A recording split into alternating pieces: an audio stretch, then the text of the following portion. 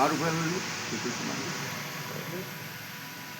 ખારીજની અંદર ભારતીય જનતા પાર્ટી જે 18 વર્ષથી જે અધ્યક્ષની જગ્યા ખાલી પડી હતી, અધ્યક્ષની જગ્યા માટે એક ખારીજના વિશ્વાસોને ભારતીય જનતા પાર્ટીના પૂર્વ મંત્રી અને અત્યારે એપીએમસીના કંઈક હોદ્દેદાર છે, તેઓના પત્નીની નિમણૂક કરે છે.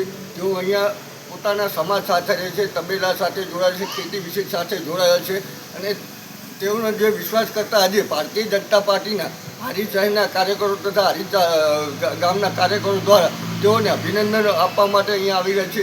ત્યારે જે હોદ્દેદાર છે બેન છે, તેમની સાથે વાત કરીશું. બેન, હારીજ શહેરની અંદર કેટલાક વિકાસના કામો ભારતીય જનતા પાર્ટી દ્વારા વિકાસના કામો કરે છે, પરંતુ વિકાસના કામો કેટલાક અટકી રહ્યા છે. બરાબર, તો આ અટકેલા કામો ક્યારે પૂર્ણ થશે અને શું કરશે તે બાબતે આપણે વાત કરીશું. નમસ્કાર બેન, આપનું નામ શું છે? મારું નામ છે હેતલબેન રમેશજી ઠાકોર. બેન, આજે આપને ભારતીય જનતા પાર્ટી દ્વારા એક અધ્યક્ષ તરીકે હોદ્દો આપવામાં આવ્યો છે. આપના પતિ છે તે પણ ઘણા સમયથી ભારતીય જનતા પાર્ટીમાં જોડાયેલ છે. તેઓ દ્વારા હારીજ શહેરના પણ અમુક કામો કરે છે, લોકડાઉન હોય કે અન્ય કામો હોય ત્યારે પણ તેઓ દ્વારા લોકોની સેવા કરવામાં છે અને આજે આ સેવાનો મોકો તમને મળ્યો છે. ત્યારે હારીજ શહેરની અંદર જે વિકાસના કામો અટકી રહ્યા છે તે બાબતે આપ શું કહેવા માગો છો? હું કહેવા માંગીશ કે મને આજે પાર્ટીએ અધ્યક્ષનું અધ્યક્ષનું સ્થાન આપવામાં આવી છે, એટલે હું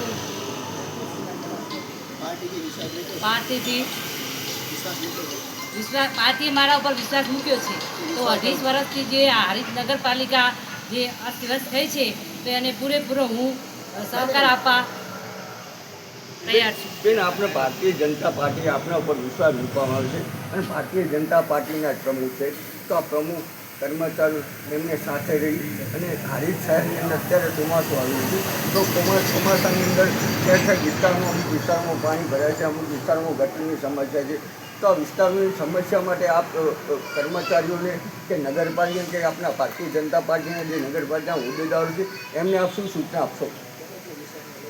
દરેકને વિશ્વાસમાં લઈને અમે કામ કરશું.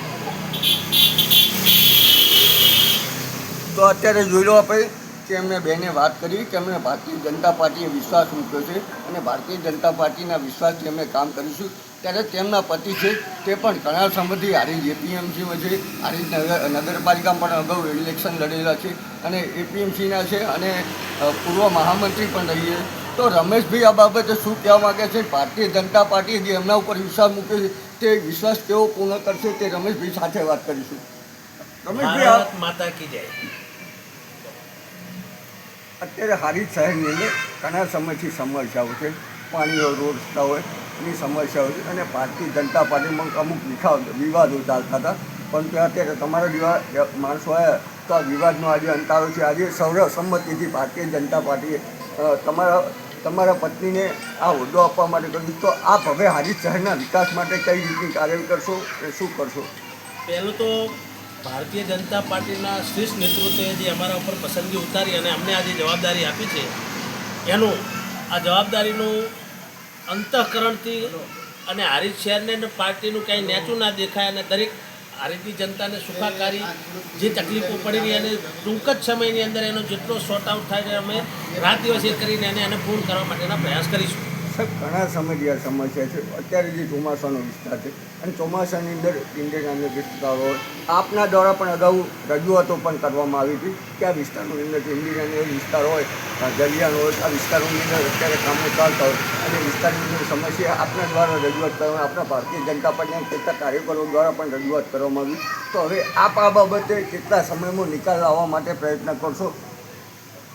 જુઓ, ખરેખર સમસ્યા તો છે જ, ઠેરની ઠેર હતી, પણ હવે પાર્ટીના માધ્યમ દ્વારા અમને જે અમારા પર વિશ્વાસ હોય એટલે સત્તારૂપી જે અમારે એની પસંદગી ઉતારવામાં એનો સદુપયોગ કરી અને સત્વરે જોડે રહી અને જ્યાં જે ઘટતું હોય, જે કરવું પડે એ બધું જ અમે દરેકના વિશ્વાસમાં અને એને પાર પાડવા માટેના શોર્ટ એન્ડ સ્વીટ એટલે કે ટૂંક સમયમાં જેમ બને અમને એનું નિરાકરણ લાવવા માટે અમે પ્રયત્નશીલ રહીશું. સર, ચીફ ઓફિસર કંઈ આતંકપૂર્ણ કાર્ય આપવામાં હા, એ થોડીક હાજર રહેતા નથી. નગરપાલિકાના કોઈ કર્મચારીઓ ફોન ઉપાડતા નથી, કોઈ લોકોના કામ માટે કોઈ જવાબ આપતા નથી. તો આ બાબતે આપના દ્વારા કોઈ નગરપાલિકાની અંદર સૂચના આપવામાં આવશે કે હવે એને કડક અમલવારી કરવામાં આવશે. દરેકને પોતપોતાના ચીફ ઓફિસર બેન હોય કે જે હોય તે કે કર્મચારી હોય, દરેકને પોતાનું એને કર્તવ્ય નિભાવવા માટેની અમે કડક સૂચનાઓ આપશું.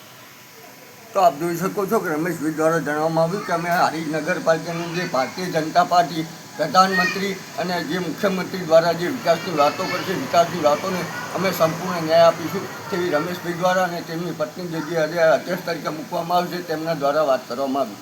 વિનોદ ઠાકર.